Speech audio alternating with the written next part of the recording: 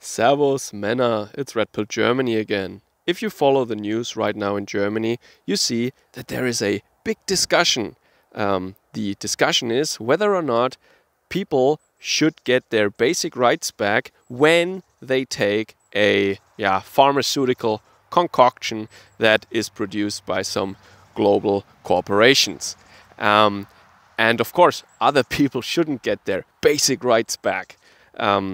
So they're basically presenting us with two options. The discussion is only between these two outcomes or these two courses of action. That is A, everything stays like it is because it's too dangerous. That means the lockdowns, the businesses stay closed and all these contact bans and all these curfews and all these rules. Or that is option B, that if you agree to take the jab, then you get your basic rights back. I can hardly imagine that I am the only person who finds that extremely, maybe funny is the wrong word, but how should I say, extremely worrisome, or maybe something from a dystopian novel or something, that they're discussing who should get their basic rights back. I mean, aren't basic rights called basic rights for a reason, that everybody should have them? I mean, of course, you can argue unless you commit some horrible crime or something. Yeah, sure. Yeah, we have prisons, for example. But this is not because somebody did something. This is more, everybody loses their rights because it's dangerous right now. Just as dangerous as it has been in 2018 or in any other year before. That is literally what they're discussing now. And of course, Angela Merkel and other leading politicians in Germany, they are absolutely in favor of keeping everything locked down until, if you ask me, until autumn at least, when the election comes around. And this all happens in a time when the numbers are going down.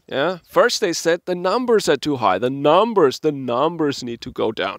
Now the numbers are going down, but you see, it's still dangerous. I mean, there are mutations, and come on, absolutely insane. So I think the politicians are getting a little nervous now because the numbers are going down, and they don't want the numbers to go down. And when I say numbers, of course, I mean these 7-day incidences or something. That is new infections from the last 7 days per 100,000. That's some kind of metric that they decided on. And it is not the first metric, of course. I said that many times before.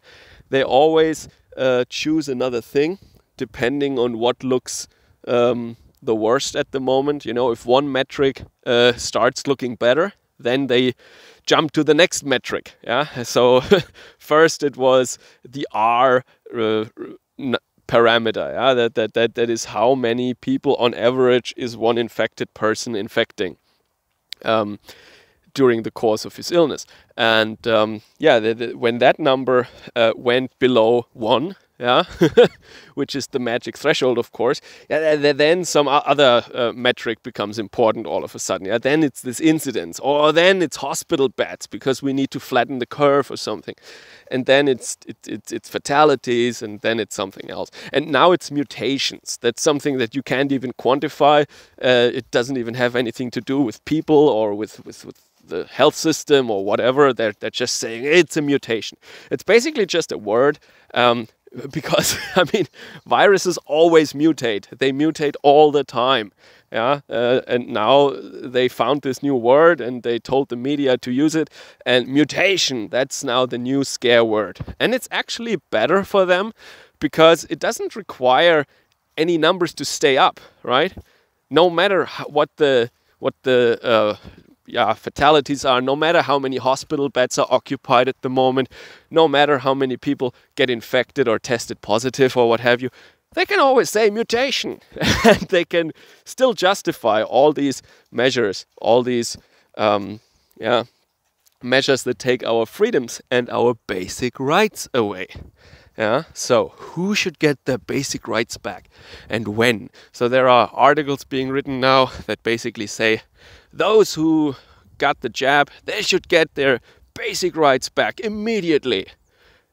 This is to motivate people, of course, to get this injection, but that is what they're basically arguing for. But what I want to say really is that this is a typical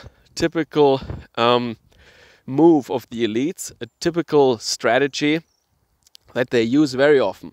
They present us with some dichotomy or with some discussion. It's like the teacher who comes into the classroom and says, "Good morning, class. Now we're discussing this topic. There is position A and position B. Start."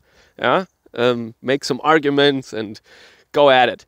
But that is like a teacher's assignment. That is, to maybe to practice arguing or discussing or something like that, right? But what we have here is the establishment, just like a teacher, they try to give us just two options, as if that was some kind of a test run or some kind of a practice session or a training or classroom exercise or something like that. But no, I mean, we should decide what other options are on the table. We should look for other options, and we should always ask ourselves, are these options that the elites are presenting us with, are these really in our interest? Are they really the only two options? Is that really a sensible way of presenting the problem at hand?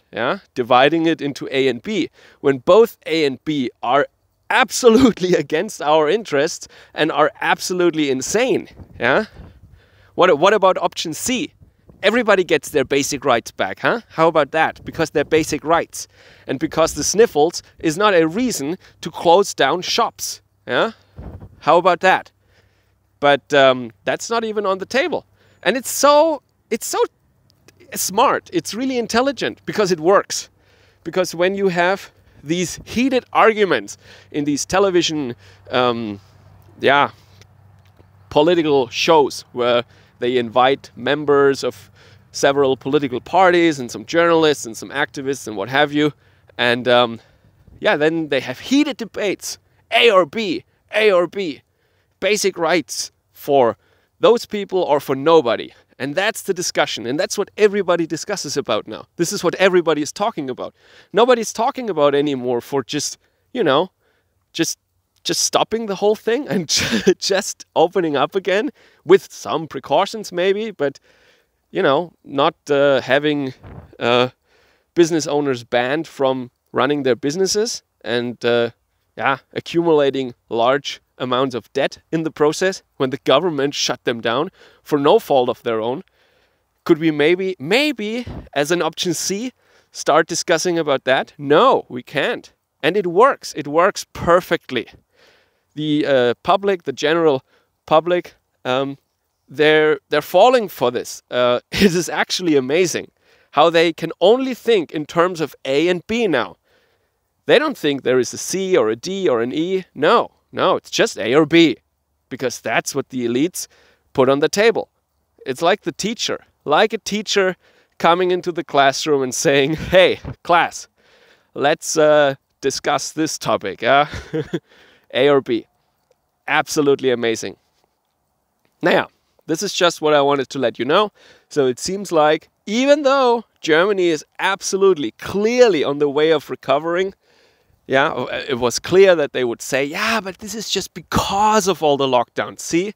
Yeah, right. Like every other year when we have a flu wave. The only reason that the flu goes away at some point is because of drastic lockdown. Wait. We never had that. That's the first time. Well, I don't know. But this is where we stand. None of it comes as a surprise, but I just wanted to let you know about this strategy, about this, this discourse manipulation strategy of our elites, of the establishment, of the government, and it works like a charm. All right, take care. Servus, Kameraden.